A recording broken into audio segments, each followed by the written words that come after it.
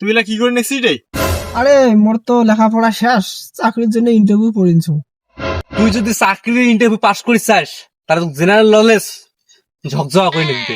তো কারেন্ট অ্যাফেয়ার্সও পড়ি লাগবে। হ্যাঁ, এগুলা তো মই পড়িনছু। আমার দেশত কি কি হল লাগছে, আমার রাজ্যত কি কি হল লাগছে, সব খবর তো রাখা লাগবে। তো একটা কারেন্ট অ্যাফেয়ার্স থেকে আমি প্রশ্ন করবো।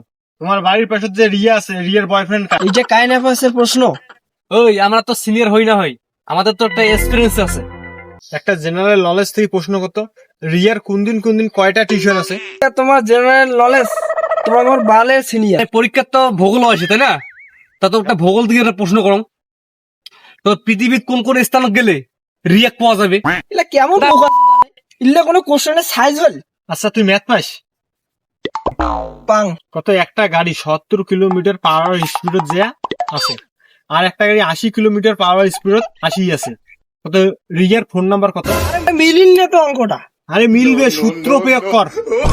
বাল মিলবে, ডাইরেক্ট কর না, তোমার ইয়াক পড়েছেন এবার কত সম্রাট শাহজাহানের বউর নাম কি?